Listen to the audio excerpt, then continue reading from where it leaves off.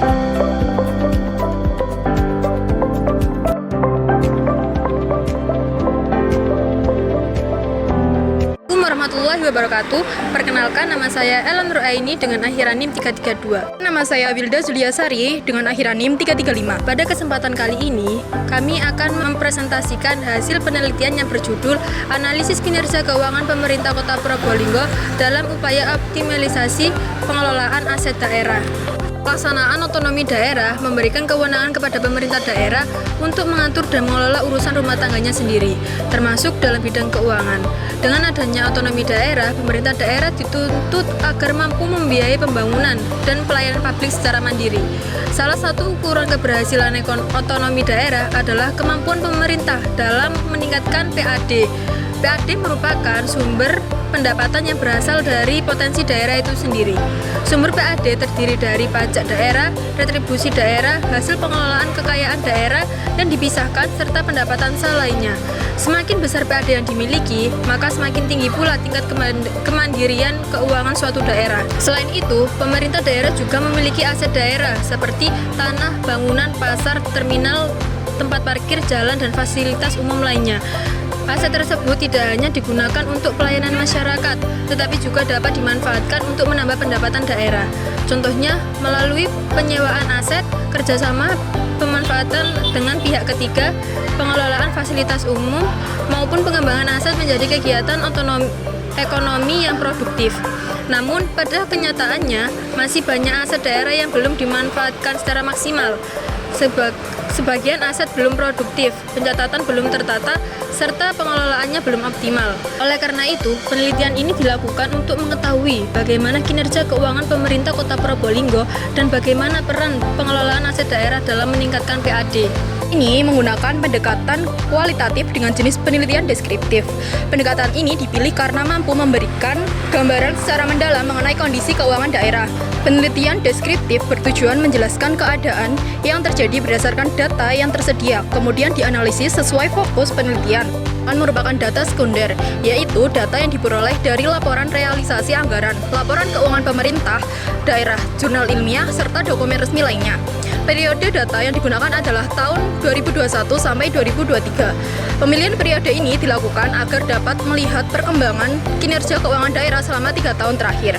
Teknik pengumpulan data dilakukan melalui studi dokumentasi, yaitu menelaah berbagai dokumen yang berkaitan dengan keuangan daerah Kota Probolinggo.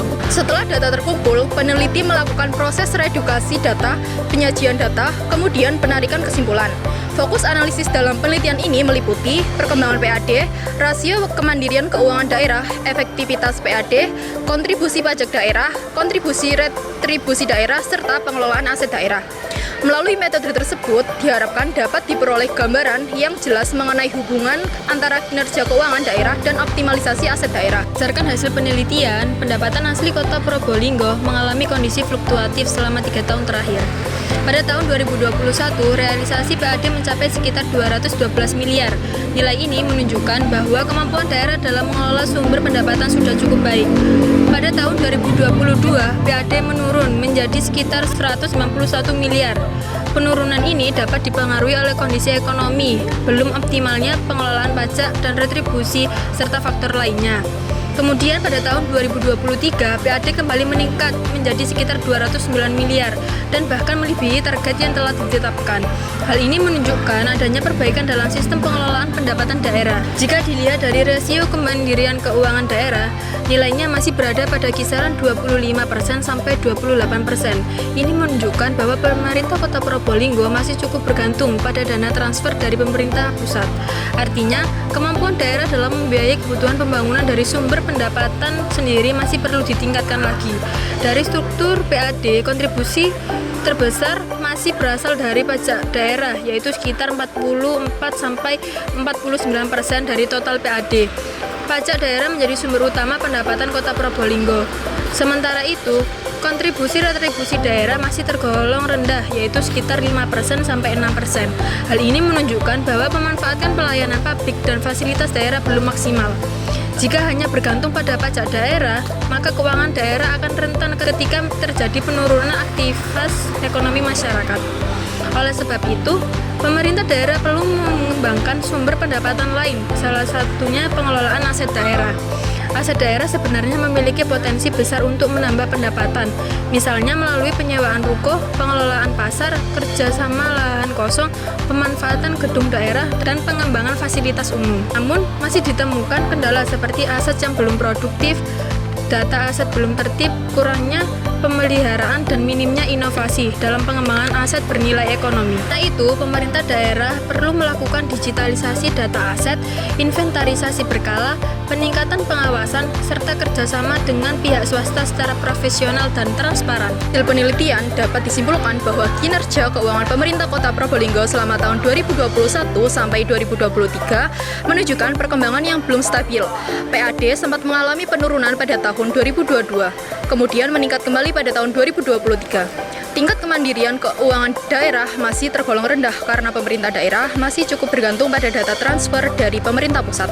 Hal ini menunjukkan bahwa kemampuan pembiayaan mandiri daerah masih perlu diperkuat. Selain itu, struktur PAD masih didominasi oleh pajak daerah sebagai sumber utama pendapatan, sementara kontribusi retribusi daerah dan hasil pengelolaan aset masih belum maksimal. Kondisi tersebut menunjukkan bahwa sumber pendapatan daerah belum beragam dan masih perlu dikembangkan agar lebih seimbang.